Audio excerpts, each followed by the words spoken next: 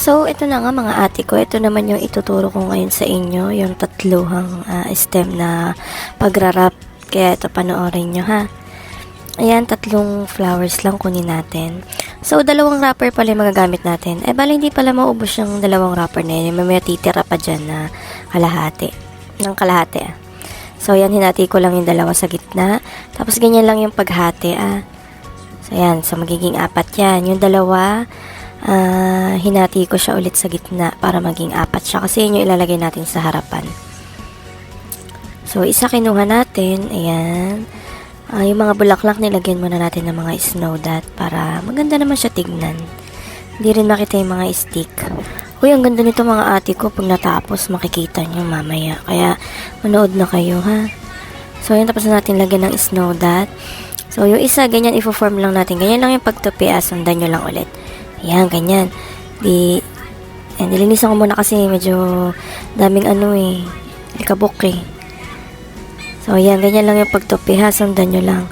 Ayan, tuping ganyan. Tapos, yung isang dun sa may right side, itupin nyo lang ganyan. Tapos, lagyan lang natin ng scotch tape para hindi siya kumawala. Diba? Ganyan. So, ayan, yung snow dot na nilagyan natin kanina, nilagyan ko muna siya ng glue gun kasi nga para hindi rin bumababa yung snow dot na nilagay natin. Para makapit din siya dun sa may bulaklak. So, ayan, ganyan lang yung ginagawa ko. Nilalagyan ko lang siya ng snow dot. Kasi diba sa totoo lang, ang nakakatamad maglagay ng yung mga leaves ba, mga dahon. Hirap niya rin kasing gawin So, kailangan yan para pampaganda. Snow dot na lang. Kung may snow dot na lang ilagay natin. Kung gusto nyo naman yung dahon, di dahon, yung green, gawa kayo. So, yan, natapos ko na nga lagyan. Nilagyan ko na ng scotch tape. Ganyan lang yung paglalagay ng scotch tape, ha. Huwag mo na masyadong diinan yung paglalagay ng scotch tape para maganda naman tignan yung bulaklak. Hindi siya yung compress ng tatlo sila dun sa gitna. So, yan, ganyan. Nilagyan ko lang sa unahan ng paganyan ulit para matakpan yung stick natin. Ang ganda nito, guys. Pag natapos to, makikita nyo. Napanood ko lang din to syempre sa mga tutorial, kaya ginagaya ko lang din. Ang ganda kasi nito, nagandahan ako. Tsaka, napakadali niyang gawin. Ayun, nood-nood lang. Mga gustong matuto, mga baguhan, nood lang tayo. Tapos, tsaka natin videohan, diba? Maganda naman talaga. Yung ganun naman talaga lahat Nanonood tayo ng tutorial, tapos gagayahin natin. Pag nagustuhan natin, yun na uling gawin natin. Kung saan tayo mas komportableng gawin, mas nadadalian tayo, yun lagi natin gawin. Pwede naman yun. So, kung may mga bagong naiisip tayong gawin natin. Kahit mahirap, syempre, kailangan natin i-testing kasi hindi natin malalaman kung kaya natin o hindi natin susubukan. Diba, mga ate ko? So, ayun, nasundan niyo ba yung ginawa ko? Yung nilagay ko sa magkabilang gilid. Daldal kasi, dami sinasabi. So, yan, lagyan lang natin ng scotch tape, ha. Kung napanood nyo, ulitin nyo na lang yung sa may bandang unahan. Hindi ko na-explain sa inyo kung ano ba yung ginawa ko doon. So, yan, lagyan na natin scotch tape para hindi siya magkawala-kawala.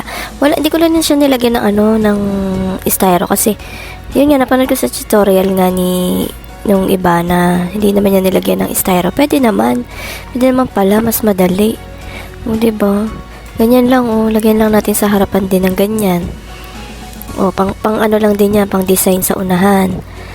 Ang ganda nito mga ate ko, kaya subukan nyo na rin gumawa ng ganito. Diba? Ang ganda. Para siyang sa unahan. Nagiging bulky na siya. Mukha siyang malaking tignan. So, yan, diba? Yung natira dun sa isa pa. Umati lang ako ng isa kasi para dinagdagan ko lang yung pangharapan niya para hindi naman masyadong para pumantay lang siya dun sa sa mga gilid. Diba? Ang ganda. Natapos na makikita nyo ang ganda talaga nito. So, ayan mga ate ko, yung natirang dalawang malaki, yan naman yung gagawin nating niya, sa harapan niya, tsaka dun sa likod niya. Parang gagawin natin siyang papalda niya. Susundan nyo lang uli, ganyan lang uli yung gagawin, yung pagtupi ng ganyan. Diba, ang ganda. Tapos, yan, lalagay nyo lang sa likod para hindi rin kita yung mga scotch tape natin dyan. Lagyan nyo lang maigi ng scotch tape para nga, kasi kumakawala kasi pag plastic type Kaya kailangan talaga yung scotch tape natin pang talaga paikot-ikutin natin. So, yan, nasundan nyo ba? Ganyan lang yung gagawin, ha? Ang ganda nito, diba? Ang ganda. Tignan nito talaga. Gandaan talaga ako dito. Kaya, ito na rin yung mga ginagawa ko sa iba kong mga, iba kong mga bulaklak na ginagawa na. nilalagyan ng wrapper. So, ayun na nga, tapos ko nang lagyan yung papalda niya, no. So, ang gagawin naman natin, lalagyan naman natin siya ng ribbon. Ang ilalagay ko na ribbon sa kanya ay kulay pink. So, ayan, naisip ko dyan na lagyan nga pala ng snow dot para mas maganda. Mas maganda kasi talaga pag may snow dot, nakakasyala din talaga pag nilalagyan natin ng snow dot. Tsaka pampalaki din siya, pampabalik siya sa harapan.